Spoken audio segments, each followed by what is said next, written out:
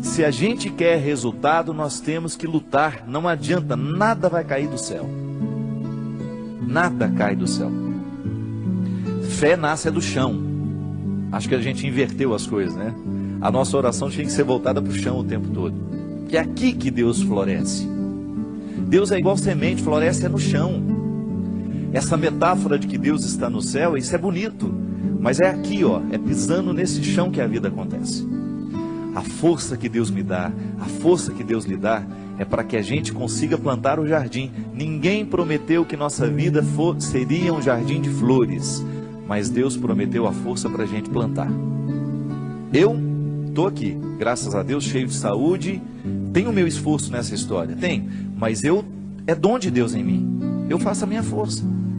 Quer passar no vestibular? Estuda. Não tem essa história, ô padre, reza para mim. Não vou rezar não. Se você não estudar, minha oração não serve para nada neste momento. Se você não estudar, você não adianta ficar sentado, ajoelhado diante do Santíssimo com o livro na cabeça. Ô Senhor, me ajuda a passar no vestibular. Faça primeiro a sua tarefa, depois você tem o direito de esperar pelo dom. É aquilo que a gente fala sempre. Nós só temos o direito de esperar pelo impossível depois que fizermos tudo o que nos foi possível. Agora tem um outro detalhe. Ela está dizendo aqui, padre, tudo é muito difícil.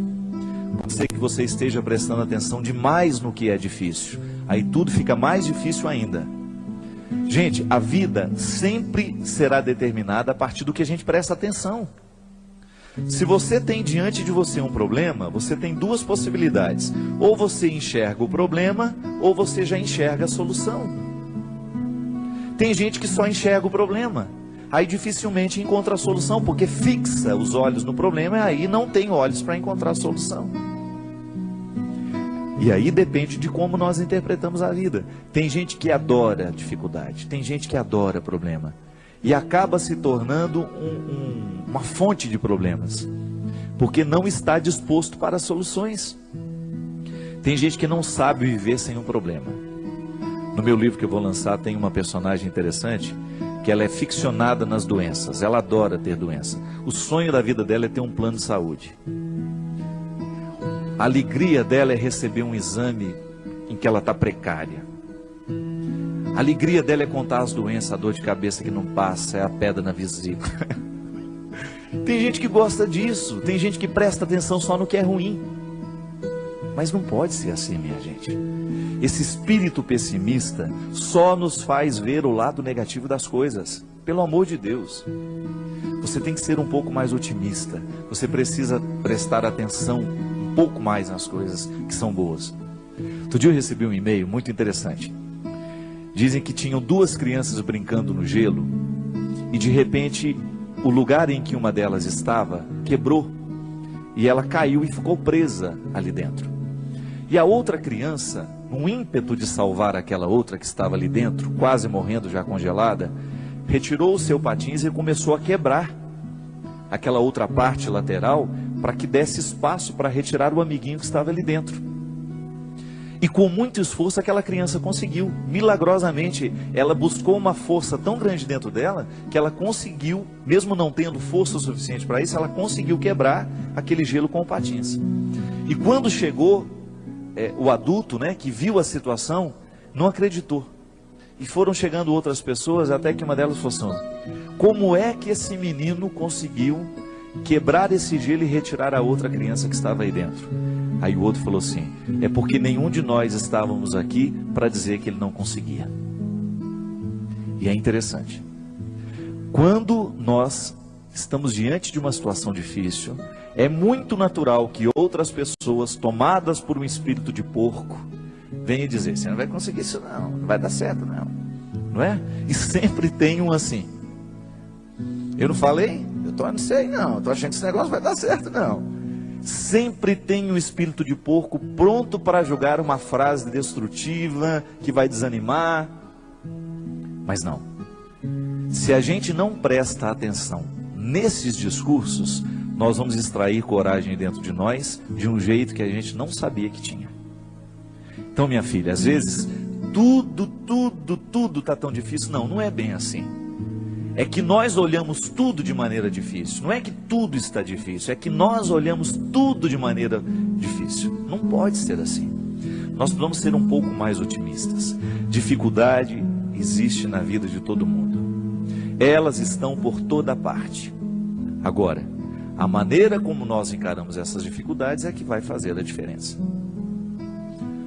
São 5.000 pessoas para 5 vagas. Não fique preocupada, viu?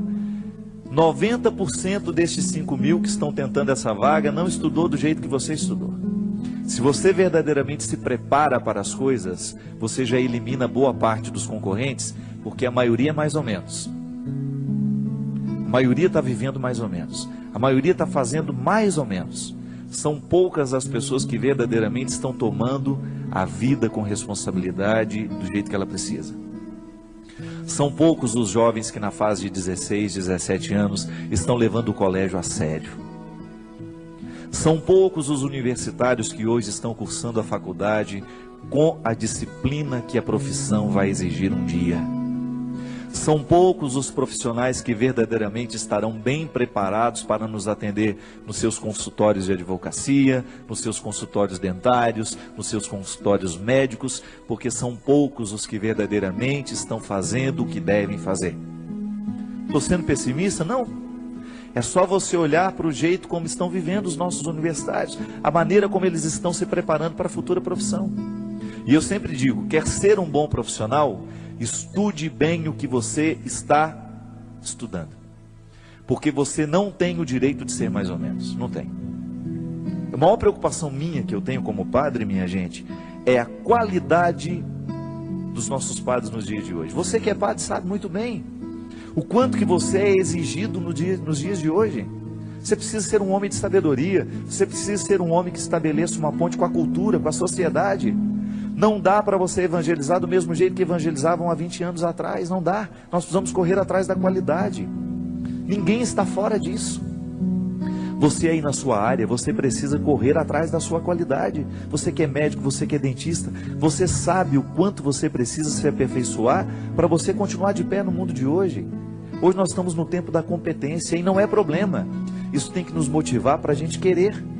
Reconhecendo, ainda que seja um mínimo dentro de nós. Nós merecemos cuidar desse mínimo, chegar a aperfeiçoar cada vez mais esse processo, aumentar cada vez mais as nossas possibilidades. E aí na hora que a gente esbarra na nossa fragilidade, a gente tem que aprender com ela. Ela não tem que nos desanimar. Mas muito mais que a qualidade profissional, antes dela, é a nossa qualidade humana. Muito mais que um bom médico, você precisa antes é ser um bom pai, ser um bom filho, ser um bom irmão. É isso que faz verdadeiramente a felicidade vir acomodar-se dentro de você. Não adianta você se realizar na sua profissão se você não se realiza como pessoa. E é disso que hoje nós estamos falando. É desse aperfeiçoamento humano. E na faculdade da vida a gente aprende o tempo todo. Não tem nenhum professor a nos ensinar a ser pai, a nos ensinar a ser irmão, não. É olhando nos olhos de quem a gente ama que a gente vai descobrir a medida certa, o aprendizado de cada dia, para que a gente possa ser um ser humano melhor no mundo de hoje. Chega de gente ruim, chega de gente incompetente como pessoa, chega de assassinos, chega de ladrões, chega de mentirosos. Vamos dar qualidade a esse mundo, a começar por você. Não importa de como você tenha vivido até o dia de hoje. A palavra de Deus para nós é sempre otimista. Deus continua vendo valores em você. Deus continua acreditando que o seu coração pode ser melhor. Deus continua acreditando que aí, nesse coração muitas vezes marcado pelos fracassos, existe uma vitória a que você pode chegar. Basta você não desistir.